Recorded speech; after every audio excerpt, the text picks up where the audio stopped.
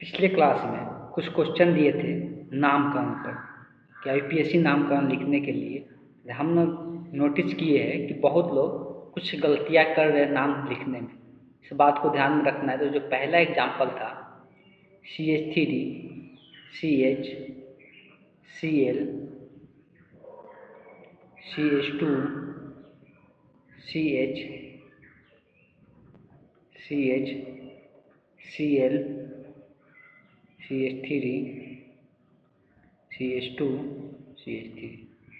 सबको पता है कि कार्बन का सबसे लंबा चेन लिया जाता है। तो सबसे पहले हम लोग कार्बन का चेन लेते हैं। तो कार्बन का चेन लेते हैं, सीधा भी ले सकते हैं, नीचे की तरफ भी जा सकते हैं। सीधा भी जाते हैं तो 6 कार्बन का चेन मिल रहा है, नीचे भी जा रहे हैं 6 कार्बन का चेन मिल रहा है। लेकिन नीचे जाने में एक हमको दिख रहा है यहाँ पर कि एक शाखा प्राप्त हो रहा है, इसलिए कार्बन का चेन हम लोग नीचे की ओर से लेंगे। अगर ये शाखा नहीं रहता तब हम लोग सीधा चेन ले सकते थे। यही कार्बन का चेन हम लोग का बनेगा। नामकरण कर सकता है तो नाम इधर से भी दे सकते, इधर से भी दे सकते। देखो इधर से अगर करते हैं तो 1 2 2 नंबर पे आ रहा है, इधर से भी कर रहे तो 1 2 2 नंबर पे आ रहा है। लेकिन अगर यहाँ पर तीसरा नंबर पर भी एक ब्रांच मिल जा रहा है, लेकिन इधर से तीसरा नंबर पे कोई ब्रांच नहीं मिल रहा है, इसलिए नामकरण इधर से होगा 1 2 3 4 5 और 6। अब अगर बात करते हैं तो यहाँ पे 2 गो ब्रांच है, क्लोरीन और दूसरा यहाँ पर एथिल है। दूसरा क्या है? एथिल है। तो एथिल ई से आता है, आइए सी से आता है। तो ये पहले आ रहा है तो इसका नाम पहले लिखेंगे। तो 2 और 5 दोनों पे है तो कोमा दे के बताया जाता है 2,5। और यहाँ पे क्लोरो होगा, लेकिन बहुत लोग डाई लगाना भूल जा रहे हैं। 2 गो है तो 2 के लिए पहले डाई लिखना होगा, तब क्लोरो लिखना होगा। हमने ये नोटिस किया था कि डाई लगाना लोग भूल जा रहे हैं। डाई क्लोरो होगा, सिर्फ क्लोरो नहीं होगा। अब अगर बात करते हैं 3 पर, तो 3 पर क्या है? 3 पर यहाँ पे एथिल है तो 3 पर एथिल हो जाएगा। अब उसके बाद जब भी ब्रांच का नाम लिख लेते हैं तो कार्बन का श्रृंखला का नाम लिखते हैं। कार्बन का श्रृंखला में देखें कितना कार्बन है? 6। तो 6 के लिए क्या लिखाता है? हेक्स लिखाता है। और सभी कार्बन के बीच में सिंगल बॉन्ड है तो एन ऐड हो जाएगा तो क्या बन जाएगा? हेक्सेन बन जाएगा। ठीक है। दूसरा क्वेश्चन जो दिए थे उस पर गौर करते हैं। तो दूसरा क्वेश्चन लगभग लोगों का हम देखे हैं कि सही है, इसलिए दूसरा क्वेश्चन को छोड़ देते हैं। 3 नंबर क्वेश्चन भी देखे हैं कि लगभग लोगों का 3 नंबर भी क्वेश्चन सही है। गलती जो हुआ है उसको हम लोग समझेंगे। अब देखो 4 नंबर जो क्वेश्चन दिए थे, जो 4 नंबर क्वेश्चन था, 4 नंबर का अगर बात करते हैं तो देख लेते हैं और कौन कौन सा क्वेश्चन दिए थे।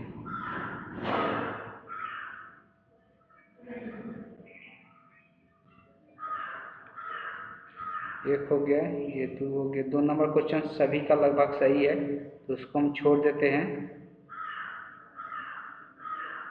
और 2 नंबर क्वेश्चन में गलती तो नज़र आ रहा है, 2 नंबर भी बता ही देते हैं। 2 नंबर का अगर बात करेंगे तो यहाँ पर ये बेंजीन है, बेंजीन समूह है, इससे जुड़ा हुआ है CH2, ये 2 नंबर क्वेश्चन है। फिर है CH, ऊपर में Cl जुड़ा हुआ है, फिर CH3 है। तो बताए थे जब भी ऐसा रहेगा तो बाहर में कार्बन का चैन बनेगा, तो बाहर में ही कार्बन का चैन बनाना है, बेंजीन में नहीं। तो यही कार्बन का चैन बनेगा, सीधा यहाँ पर 4 कार्बन का चैन दिख रहा है। अब रह गया कि नंबरिंग करने का। तो शाखा का बात करेंगे तो इधर एक बेंजीन शाखा के रूप में जुड़ा हुआ है, इधर एक क्लोरीन जुड़ा हुआ है। अगर नंबरिंग इधर से करते 2 नंबर पे मिलता है, इधर से करते तो 1 नंबर पे मिलता है। तो शाखा इधर से पास में मिल जाएगा तो नंबरिंग इधर से होगा, इसलिए इसको इधर से नंबरिंग करने पर क्या हो जाएगा? गलत हो जाएगा। इस बात को ध्यान में रखना है। नाम का बात करेंगे तो जब ये शाखा के रूप में लिखाता है, ब्रांच के रूप में लिखाता है, तो बेंजीन का ब्रांच नाम क्या होता है? फेनिल होता है। इसको पी से लिखते हैं। और इसका क्लोरीन होता है तो नाम का अल्फाबेटिकली क्लोरीन पहले आ रहा है, इसीलिए इसका नाम पहले लिखा जाएगा, 3 क्लोरो लिखाएगा। इसका नाम हो जाएगा 3 क्लोरो। और अगर बात करेंगे 1 नंबर पे, तो यहाँ पर 1 नंबर पे क्या है? फेनिल है तो 1 फेनिल लिखेंगे। अब कार्बन का श्रृंखला का बात कर लेते हैं। तो कार्बन का श्रृंखला कितना है? 4 है। तो 4 के लिए हम लोग क्या लिखते हैं? तो ब्यूट लिखते हैं। 4 के लिए क्या लिखते हैं? ब्यूट लिखते हैं। और इसमें सब कार्बन के बीच में सिंगल बॉन्ड है, इसमें हम लोग क्या ऐड कर देंगे? एन ऐड कर देंगे। तो ये क्या बन जाएगा, ब्यूटेन हो जाएगा। इस तरह से इसका करेक्ट नाम ये होगा। 3 नंबर क्वेश्चन भी हम लिख ही देते हैं एक बार। 3 नंबर क्वेश्चन का बात करेंगे।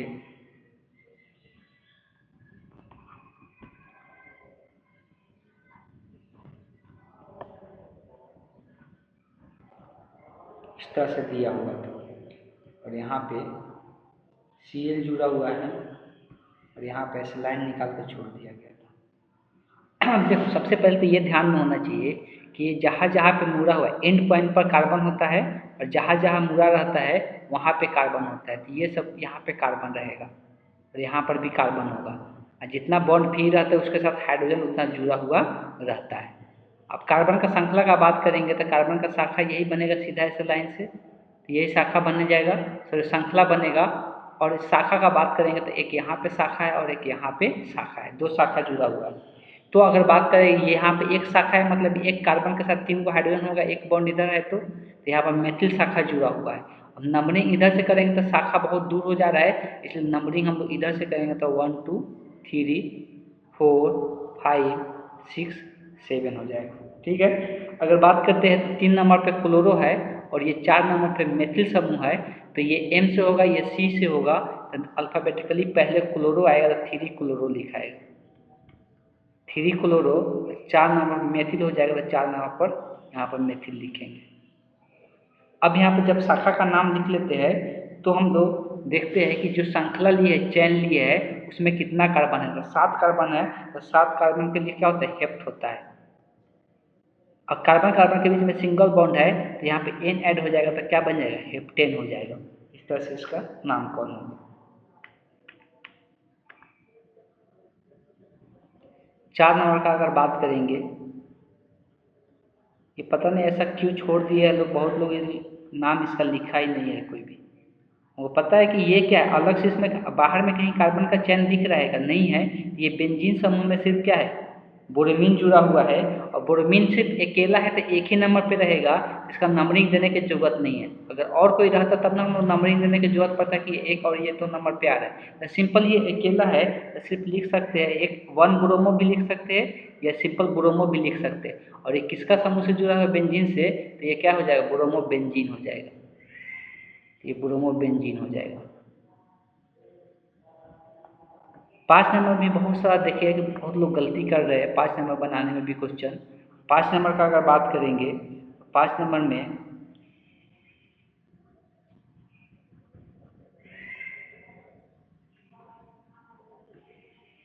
ठीक, अगर नंबरिंग करेंगे नंबरिंग इधर से ही होगा, इसमें भी नंबरिंग का कोई ख्याल नहीं है इसलिए कि और कोई शाखा है नहीं, तो यहाँ से ही नंबरिंग शुरू होगा।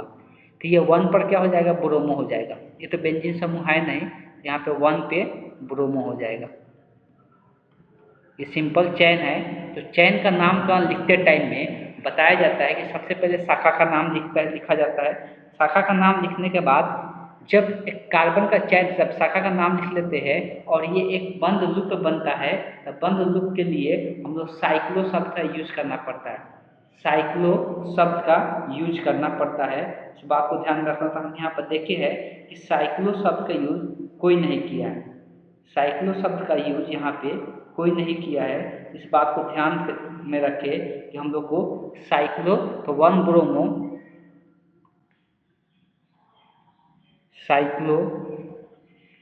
साइक्लो शब्द का यूज करना है। 1 ब्रोमो साइक्लो लिखना है, तो 1 ब्रोमो साइक्लो हो गया। अब यहाँ पर कार्बन का कितना कितना कार्बन है, 5 कार्बन है, तो 5 कार्बन के लिए यहाँ पर क्या होता है, पेंटेन होता है। पेंट, इसमें N ऐड हो जाएगा तो पेंटेन हो जाएगा, तो साइक्लो पेंटेन होगा। तो 1 ब्रोमो साइक्लो पेंटेन लिखना है, पूरा नाम इसका ये होगा। सिर्फ एक ही का सही है, फिजा का सही है इस क्वेश्चन का आंसर, बाकी लोगों का इसमें गलती देखने को मिला है। इस बात को थोड़ा ध्यान दें और समझने की कोशिश करें। IUPAC नामकरण पहले से ही पढ़ाया जा चुका है। ठीक, अब हम लोग आज के टॉपिक पर आते हैं। तो जो आज का टॉपिक है उसमें बात कर हम लोग क्या पढ़ रहे थे, हम लोग पढ़ रहे थे किसका, विरचन के बारे में पढ़ रहे थे कि हेलो एल्केन का निर्माण के बारे में पढ़ रहे थे। हेलो एल्केन का निर्माण का 3 विधि हम लोग पहले से पढ़ चुके थे। हेलो एल्केन के निर्माण के 3 विधि पहले से पढ़ चुके थे कि एल्केन से हेलो एल्केन का निर्माण, ये पहला देखे थे। उसके बाद एल्कीन से भी हम लोग हेलो एल्केन का निर्माण देखे थे, और एल्काइन से भी हम लोग हेलो एल्केन का निर्माण देखे थे। अब हम लोग आज के जो क्लास में पढ़ेंगे, अल्कोहल से हेलो एल्केन का निर्माण पढ़ने वाले हैं कि अल्कोहल से हेलो एल्केन का निर्माण किस प्रकार से होगा। थोड़ा सा वेट कर ले।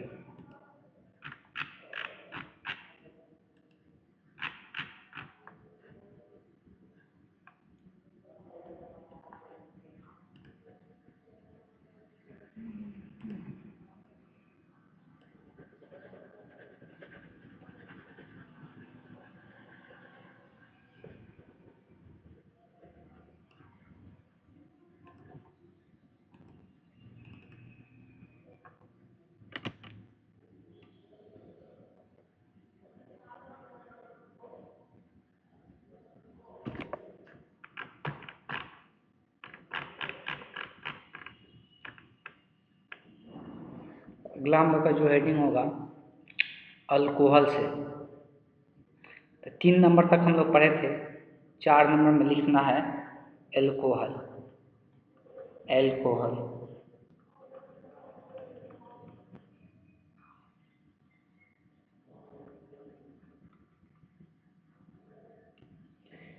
एल्कोहल का मतलब होता है जब भी एल्किल समूह में OH समूह जुआ रहता है तो उसको हम लोग एल्कोहल कहते हैं। OH समूह जुआ रहता है तो उसको हम लोग एल्कोहल कहते हैं। और उसका साधारण रूप देखा जाए, अगर जनरल फॉर्म देखा जाए अल्कोहल का, तो ROH से दिखाया जाता है। R का मतलब होता है एल्किल समूह। अगर एल्किल समूह याद नहीं होगा तो फिर से एक बार याद दिला देना चाहते हैं। अगर एल्किल का बात करते हैं, एल्किल समूह, अगर एल्किल समूह का बात करते हैं तो एल्किल समूह में क्या होता है, जैसे मेथेन होता है ना, तो मेथेन से एक हाइड्रोजन निकल जाता है और एक इसका बॉन्ड जो होता है फ्री होता है किसी के साथ जुड़ने के लिए, इसको हम लोग मेथिल समूह कहते हैं। इसको हम लोग क्या कहते हैं, मेथिल समूह कहते हैं। वैसे ही अगर CH3 CH2, यहाँ पर एथेन जो होता है उसी में से एक कार्बन से एक हाइड्रोजन निकल जाता है, उसका एक बॉन्ड फ्री हो जाता है, इसको हम लोग एथिल समूह कहते हैं। इसी को शॉर्ट फॉर्म में हम लोग क्या दिखाते हैं, आर से दिखाते हैं। इसी को हम लोग शॉर्ट फॉर्म में आर से दिखाते हैं। वही जो बॉन्ड फ्री हुआ उससे कौन जुड़ जाए, OH जुड़ जाए, इसको हम लोग अल्कोहल के नाम से जानते हैं। इसको हम लोग एल्कोहल के नाम से जानते हैं। एल्कोहल से हम लोग क्या बनाना है, एल्कोहल से हेलो एल्केन का निर्माण करना है। तो इसका निर्माण करने के लिए 1 नंबर में सबसे पहले हम लोग लिखेंगे, इसका रोमन का 1 नंबर भी लिखेंगे, 4 का 1। एल्कोहल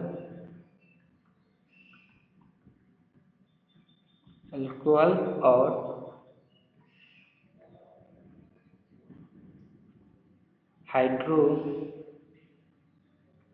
हाइड्रोजन, एल्कोहल और हाइड्रोजन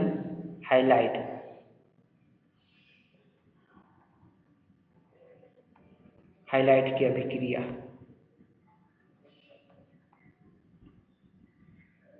ये हेडिंग डालना है।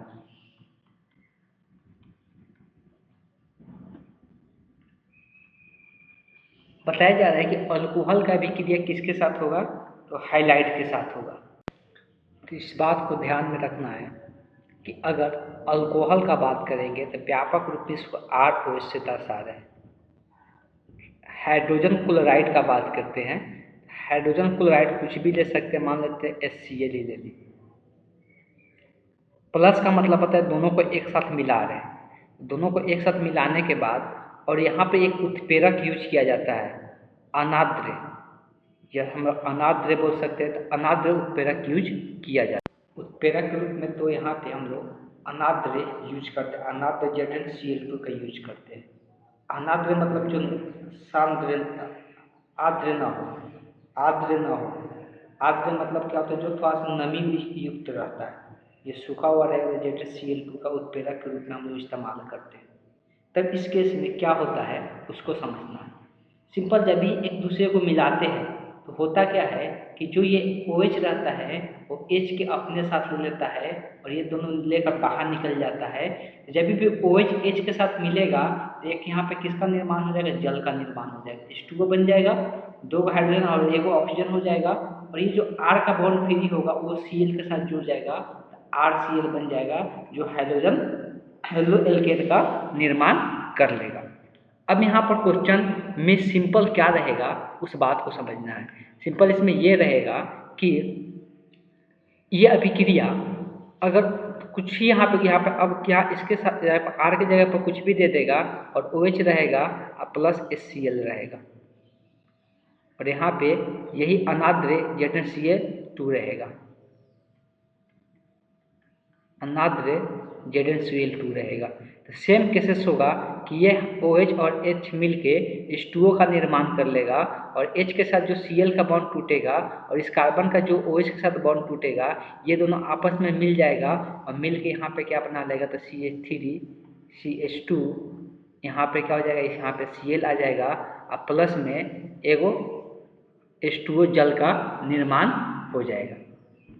अगर हम लोग नामकरण का बात करेंगे, IUPAC नामकरण ही ध्यान में रखना है, तो इसको अगर इसका नामकरण का बात करेंगे तो ये क्या है, ये एथेन है, एथेन में OH समूह जुड़ा हुआ है तो एथेनॉल बोला जाता है। क्या बोला जाता है, एथेनॉल बोला जाता है। तो इसको हम लोग एथेनॉल भी लिख सकते हैं या नॉर्मल नाम इसको ये भी लिखते हैं, एथिल अल्कोहल के नाम से हम लोग जानते हैं। ठीक है, कम से कम ये तभी हम लोग पढ़े तो ये क्या लिखाएगा, क्लोरो, ये एक ही नंबर पे क्लोरो होगा तो क्लोरो एथेन हो जाएगा, ये क्या हो जाएगा, क्लोरो एथेन इसका नाम लिखा जाएगा। इस बात को ध्यान में रखना है। तो इस तरह से अभिक्रिया होता है, तो मेन हम लोग फोकस यहाँ पे अभिक्रिया पे होना चाहिए। तो यहाँ पे किसी प्रकार की भी दे सकता है। अब देखो कंफ्यूजन के लिए कैसे दे सकता है। अब यहाँ पर CH3 रहेगा, ये अलग अलग एग्जाम्पल है, CH3 रहेगा, फिर CH रहेगा, OH समूह यहाँ पे जुड़ा हुआ है और फिर यहाँ से CH3 रहेगा। अब यहाँ पे HCl के साथ अभिक्रिया कराएगा। लोग यहीं पर कंफ्यूज होना शुरू होते हैं। तो अगर यहाँ से OH है तो ये OH समूह यहाँ से टूटेगा और किसको लेगा अपने साथ, ये हाइड्रोजन को अपने साथ ले लेगा, ये हाइड्रोजन को अपने साथ ले लेगा। और जहाँ पे बॉन्ड फ्री हुआ है, ये वाला कार्बन का बॉन्ड फ्री हुआ है तो यहीं पर Cl जुड़ेगा, ना कि इधर जोड़ देना है। तो इस बात को भी ध्यान में रखना है। ये अभिक्रिया तभी होगा जब अनाद्र ZnCl2 का यूज करेंगे तब। तो अगर प्रोडक्ट के रूप में देखेंगे, प्रोडक्ट के रूप में क्या दिखेगा, CH, इस कार्बन का बॉन्ड फ्री हुआ है, Cl यहाँ पे जुड़ेगा, इस बात को ध्यान में रखना है। फिर CH3 तो CH3 और प्लस में H2O का निर्माण हो जाएगा। तो ये था अल्कोहल और हाइड्रोजन हैलाइड के साथ अभिक्रिया के बारे में चर्चा था। आगे अब हम लोग चलते हैं, इसी का रोमन का 2 नंबर हम लोग लिखने जा रहे हैं। तो रोमन का हम लोग 2 नंबर लिखेंगे। अगला हेडिंग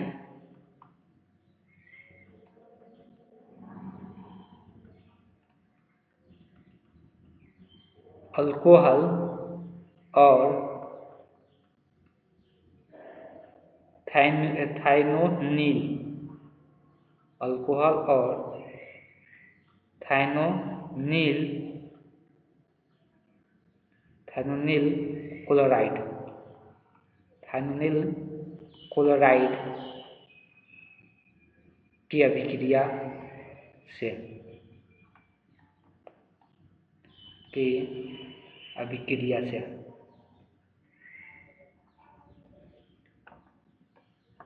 अल्कोहल के बारे में हम लोग चर्चा कर चुके हैं। अल्कोहल किस प्रकार का होगा, चलिए अगर जनरल रूप लिखना चाहता है अल्कोहल का तो ROH लिखाएगा और साथ में ये थाइनोनिल क्लोराइड क्या होता है तो SOCl2 को कहते हैं, SOCl2 को कहते हैं थाइनोनिल। तो इसी को हम लोग क्या कहते थे, इसको हम लोग कहते हैं थाइनोनिल क्लोराइड के नाम से जानते हैं, थाइनोनिल क्लोराइड के नाम से जानते हैं। इसमें भी उत्प्रेरक का यूज करेंगे और इसमें जो उत्प्रेरक यूज किया जाता है सांद्र, नहीं होगा सांद्र H2SO4। सांद्र मतलब कि अम्लीयता का मात्रा ज़्यादा है, पानी का मात्रा कम है। जब ये उत्प्रेरक दिया जाता है तो यहाँ पर भी सिंपल जो यौगिक बनता है उस बात को समझना है। यहाँ से एक क्लोरीन निकलेगा, OH यहाँ से हटेगा, OH हट के यहाँ पर भी ध्यान में रखना है, यहाँ से OH हटेगा और OH हट के देखो यहाँ से OH हटेगा यहाँ से, तो ये R के साथ सबसे पहले कौन जुड़ जाएगा, तो इस R के साथ Cl जुड़ जाएगा, एक Cl इस R के साथ आ जाएगा और ये जो O इसमें रहता है ना, O इस SO के साथ चला जाता है, तो ये SO2 का निर्माण हो जाता है। और 2 गो Cl था तो एक Cl इस H के साथ चला जाता है, तो यहाँ पर 3 प्रकार के यौगिक बनता है, एक HCl का निर्माण हो जाता है। तो ये H, यहाँ का H और यहाँ का एक Cl मिलके HCl बना लिया और यहाँ का एक O और यहाँ का S और O मिलके SO2 बना लिया और इस R के साथ Cl। मेन उत्पाद का देखना है, तो मेन उत्पाद यही होता है, मेन उत्पाद हम लोग का यही होता है, इस बात को ध्यान में रखना है। तो यहाँ पे सिंपल OH समूह यहाँ से हट जाएगा और इस R के साथ क्या जुड़ जाएगा, Cl जुड़ जाएगा, इस बात को ध्यान में रखना है। एग्जाम्पल से दिखाए तो ऐसे सेम चीज़ दिखा सकते हैं, R की जगह कुछ भी ले सकते हैं, CH3 यहाँ पर OH जोड़ दिए, इसको अभिक्रिया करा दिए SOCl2 के साथ और फिर से उत्प्रेरक रूप में यही रहेगा सांद्र H2SO4, सांद्र H2SO4। तब क्या देखने को मिलेगा, इस OH समूह को सबसे पहले यहाँ हटा दो और इस कार्बन का जो बॉन्ड फ्री हुआ है वहाँ पे Cl जोड़ दो, सबसे पहला काम यही करना है। तो CH3 CH और यहाँ पे क्या हो जाएगा, Cl हो जाएगा, ये जो बॉन्ड फ्री हुआ इसके जगह पर Cl आ जाएगा, फिर यहाँ पर CH3 हो जाएगा, प्लस में 2 चीज़ बनेगा SO2 और प्लस में एक HCl का निर्माण होगा। ये 3 यौगिक का निर्माण यहाँ पे देखने को मिलेगा। आगे चलते हैं, आगे का जो टॉपिक होगा उसको हम लोग देखते हैं। इस अल्कोहल का अभिक्रिया में एक और पार्ट दिया हुआ है, उसको भी हम लोग देख लेते हैं। तो रोमन का 3 नंबर लिखना है,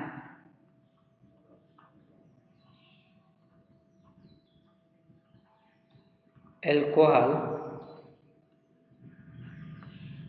और फास्फोरस हाइलाइट, अल्कोहल और फास्फोरस हाइलाइट की अभिक्रिया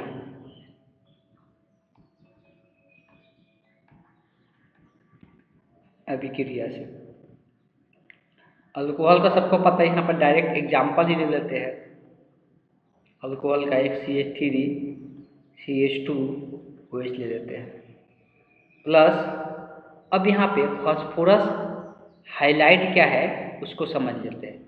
फास्फोरस हाइलाइट जो होता है उसको हम लोग PCl5 को कहते हैं, इसी को फास्फोरस हाइलाइट कहते हैं, या फास्फोरस क्लोराइड भी इसको बोलेंगे। इसको हम लोग फास्फोरस क्लोराइड के नाम से जानेंगे, तो लिख भी देते हैं, इसको हम क्या कहेंगे, फास्फोरस क्लोराइड, इसको हम लोग फास्फोरस क्लोराइड के नाम से जानेंगे। इसमें किसी भी उत्प्रेरक की जरूरत नहीं पड़ता है, सिंपल यहाँ पर ध्यान रखना है कि यहाँ से हमेशा OH समूह हट जाएगा, यही बॉन्ड टूटेगा और यहाँ पे Cl जुड़ जाएगा हर एक केस में। CH3 CH2 यहाँ बॉन्ड टूटते हैं, यहाँ पर जहाँ पर OH रहेगा उसी के साथ वहीं के उसी जगह पर Cl जुड़ेगा, इस बात को ध्यान में रखना है। और साथ में इसमें कुछ यौगिक का निर्माण हो जाता है, जिससे POCl3 का निर्माण होता है प्लस HCl का निर्माण होता है। तो यहाँ 3 प्रकार के निर्माण होता है। जहाँ पे थोड़ा सा इम्पोर्टेंट बोलेंगे या स्टार लगा देंगे, उसको इम्पोर्टेंट मार्क करके रखना है, ये भी क्वेश्चन देखेंगे तो 1 स्टार के लायक है, डायरेक्ट पूछा जाता है क्वेश्चन, ठीक है, इस बात को ध्यान में रखना है। तो अभी तक हम लोग किससे देख रहे थे, तो अभी तक हम लोग किससे, अल्कोहल से देख रहे थे। अब हम लोग हैलोजन विनिमय विधि से देखेंगे। हैलोजन विनिमय मतलब पहले से ही हैलोजन है और उसमें हम लोग उस हैलोजन को हटाकर फिर दूसरा हैलोजन क्या करेंगे, प्रतिस्थापित करेंगे, तो उसी को हम लोग बोला जा रहा है हैलोजन विनिमय विधि। तो ये खास कोई इम्पोर्टेंट नहीं है, फिर भी हम लोग दिया हुआ है तो इसको हम लोग पढ़ेंगे। तो ये 5 नंबर में जाएगा। अल्कोहल हम लोग 4 नंबर में पढ़ रहे थे, इसमें हम लोग पढ़ेंगे हाइड्रोजन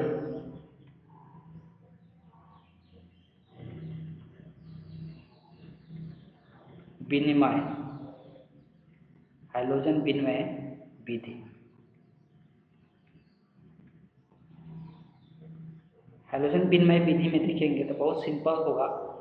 मान लेते हैं हाइड्रोजन इसी को बोलते हैं, हाइड्रोजन जब भी मिलता है एल्किल समूह रहेगा, उसके साथ एक्स रहेगा, एक्स का मतलब हो जाता है Cl Br कुछ भी हो जाएगा। तो यही हाइड्रोजन हेलो एल्केन का सिंपल फॉर्मूला होता है। इसमें हाइड्रोजन क्या है, एक्स जुड़ा हुआ है, इसका विनिमय कराना है, मतलब इस एक्स को हटाकर दूसरा हाइड्रोजन जोड़ना है। मान लो कि Na के साथ अभिक्रिया करा रहा है।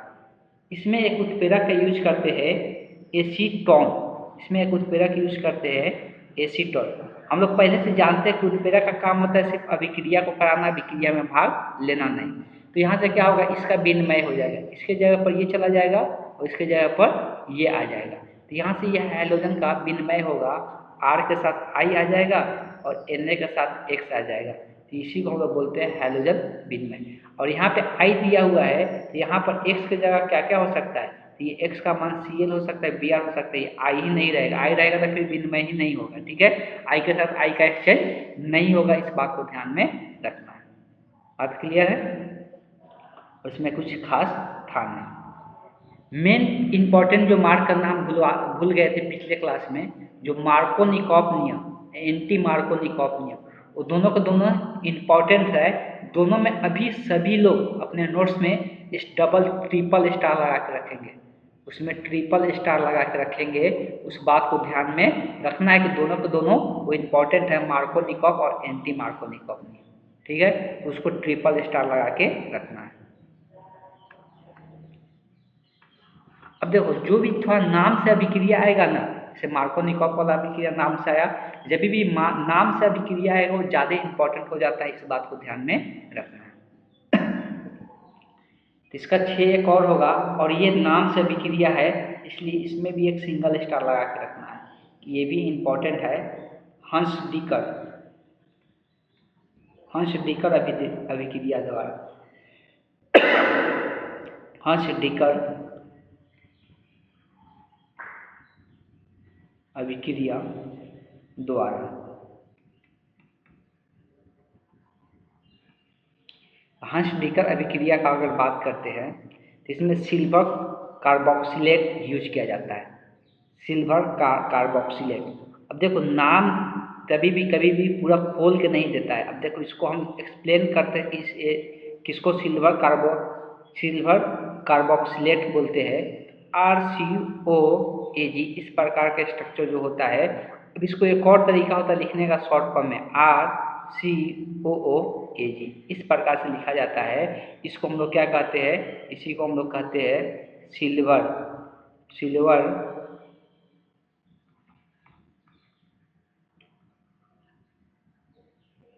कार्बोक्सिलेट, सिल्वर कार्बोक्सिलेट इसको हम लोग कहते हैं। सॉरी, जब इसका अभिक्रिया Br2 के साथ कराया जाता है और यहाँ पर उत्प्रेरक यूज किया जाता है CCl4 के साथ हीट किया जाता है, ये साइन होता है हीट, गर्म करना। ठीक, जब इसको गर्म किया जाता है, इस बात को ध्यान में रखना है कि ये जो दो गो Br है ना, यहाँ किसमें कहाँ से बॉन्ड टूटेगा वो ध्यान में रखना है। यहाँ पर इंडिकेट कर देते हैं कि R और ये C डबल बॉन्ड O वाला है, इसके बीच का यहाँ से बॉन्ड टूटेगा, ये ब्रेक डाउन होगा, और इस R के साथ जब बॉन्ड इसका R का फ्री होगा तो ये एक Br यहाँ से ले लेगा और RBr का निर्माण कर लेगा। ठीक है, अब अगर बात करते हैं जो यहाँ से ये निकला, इसमें से Ag भी बाहर निकलेगा और Ag एक Br को ले लेगा। एक Br तो यहाँ पर R के साथ चला गया और एक Br किसके साथ चला जाएगा, Ag के साथ चला जाएगा, तो दूसरा बन जाता है AgBr। अब बच क्या गया यहाँ पर, CO2 C double bond CO, दो O बच गया, तो ये कार्बन डाइऑक्साइड का निर्माण कर लेता है, ये कार्बन डाइऑक्साइड का निर्माण कर लेता है, इस बात को ध्यान में रखना है। अब क्वेश्चन जब भी देगा ये, तो कहाँ पे चेंज करेगा, ये तो कभी चेंज होगा नहीं, ये तो कभी चेंज होगा नहीं, तो सेम ही रहेगा, सिर्फ ये R की जगह अलग अलग एल्किल समूह ऐड कर देगा। जैसे कि एग्जाम्पल हम यहाँ पर दे रहे हैं, अगर क्वेश्चन दिया है CH3 H COO AG plus Br2 के साथ वही उत्प्रेरक रहेगा CCl4 के साथ, इसको हीट करेंगे। सिंपल ध्यान में रखना है, बॉन्ड कहाँ से टूटेगा, जो ये वाला समूह है C O वाला, इसके जस्ट इधर से पीछे से ये बॉन्ड टूटेगा। ये जहाँ से टूटेगा यहीं पर एक Br आके जुड़ेगा। इस बात को तो पहले इस स्ट्रक्चर को पूरा बना लेते हैं और इसी में यहाँ पर Br आके जुटेगा, इस बात को ध्यान में रखना है। तो यहाँ पर ये Br जुड़ जाएगा। प्लस में इस चीज़ को याद रखना कि एक Ag एक Br को ले लेगा, Ag Br हो जाएगा और साथ में कार्बन डाइऑक्साइड का निर्माण हो जाता है। तो सिंपल यही रहेगा। बात समझ में आया? तो अभी तक हम लोग अभिक्रिया देख रहे थे, क्या बनाना सीख रहे थे, तो हम लोग हेलो एल्केन का निर्माण देख रहे थे। ये जितना चीज़ बन रहा था यही मेन उत्पाद के रूप में बन रहा था, जो हम लोग का हेलो एल्केन प्राप्त हो रहा था, जिससे हम लोग क्या हो रहा था, हेलो एल्केन प्राप्त हो रहा था। इस बात को ध्यान में रखना है। अब हम आज के क्लास में भी कुछ होमवर्क देना चाहेंगे जो कि घर से बनाना है। जो नहीं बनेगा हम फिर यहाँ पर डिस्कस कर दिया करेंगे, उसके लिए कुछ टेंशन की बात नहीं है। पिछले क्लास में भी दिए हैं तो उसका हम डिस्कशन अगले क्लास में कर देंगे। तो होमवर्क के रूप में लिख लेना है और इसको ट्राई करना है घर पे। ट्राई करना तो जहाँ पर भी हाइड्रोजन का कमी बेसी होगा वहाँ पे पूर्ति कर लेने का। जहाँ पर भी लगेगा कि कम हाइड्रोजन हुआ है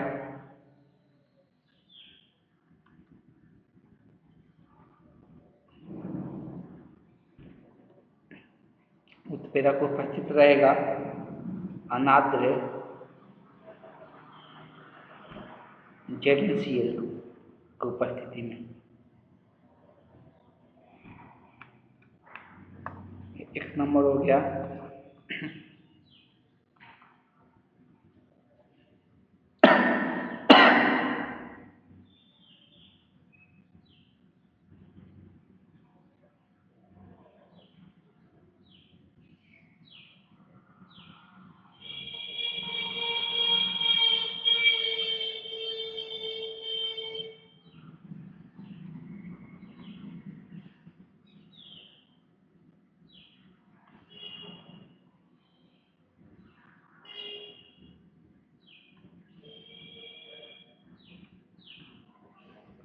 HBr भी हो सकता है, लेकिन HCl रहेगा तब ये देना है। जब HBr रहेगा तो उत्प्रेरक के रूप में सांद्र H2SO4 देना है। उत्प्रेरक के रूप में ये देना है। सेम तरीका से ही बनेगा। एक क्वेश्चन हम और देना चाहेंगे।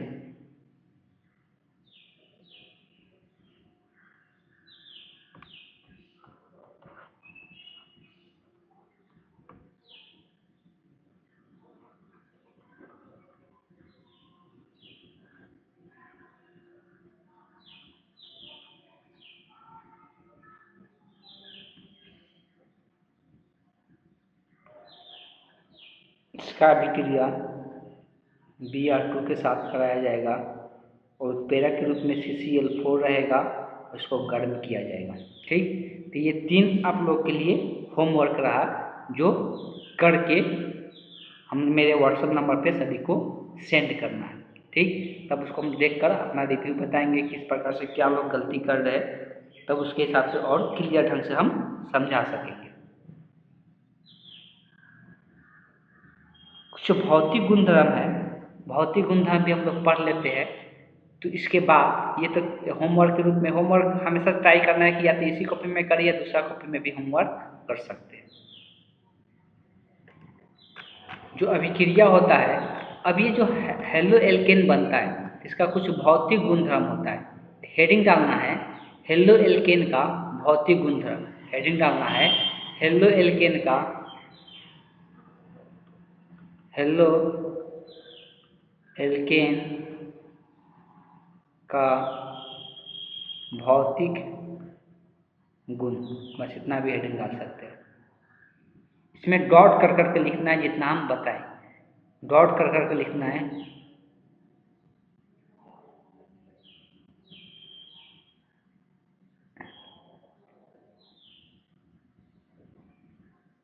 अब देखो, पहला चीज़ याद रखना है कि इसमें मेथिल क्लोराइड चाहे मेथिल ब्रोमाइड चाहे एथिल क्लोराइड लिखते हैं, ये सभी के सभी गैस के रूप में रहते हैं। लेकिन इसके बाद वो जो भी सदस्य आते हैं वो सब के सब क्या रहते हैं, ठोस के रूप में देखने को मिलता है, सब के सब ठोस के रूप में देखने को मिलता है। तो पहला में लिख लेना है डॉट करके,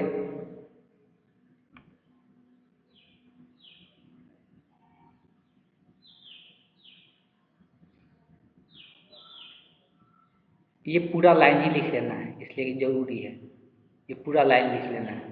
तो शुरुआत वाले मेथिल एथिल तक जो होता है वो गैस के रूप में रहता है, लेकिन यहाँ मेथिल आयोडाइड भी ठोस के रूप में रहता है, और बाकी एथिल के बाद क्या आता है, प्रोपिल आएगा, ब्यूटिल आएगा। तो ये सब के सब किस रूप में रहेगा, ठोस के रूप में देखने को मिलता है। तो सब के सब ठोस के रूप में हमको देखने को मिलता है। दूसरा यहाँ पे दूसरा डॉट लिखना है, दूसरा डॉट यहाँ पे दर्शाना है। तो दूसरा डॉट में हम यहाँ पे बता देना चाहते हैं, दूसरा डॉट में जो हम यहाँ पर डायरेक्ट दिखा देना चाहते हैं, ये होमवर्क लिख लिए होंगे आप लोग। तो बताया जाता है कि अगर कोई भी एल्किल समूह हो, उसके साथ आयोडाइड रहता है, इसका क्वाथनांक ज़्यादा होता है।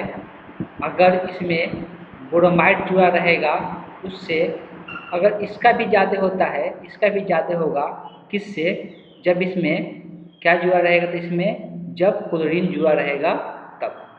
तो ये सबसे, तो यहाँ पे लिखेंगे ये किसका ऑर्डर है, तो ऊपर पहले यहाँ पे लिख लेना है क्वाथनांक, आणविक दर क्वाथनांक का ये ऑर्डर है, किसका ऑर्डर है, क्वाथनांक का ऑर्डर है। तो ये क्वाथनांक का ऑर्डर है, तो इस बात को ध्यान में रखना है। तो इसको इसके नीचे दिखा लेना है, ठीक है।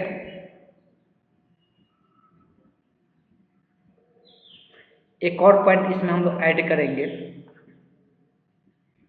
एक और पॉइंट इसमें हम लोग ऐड करेंगे, वो होगा कि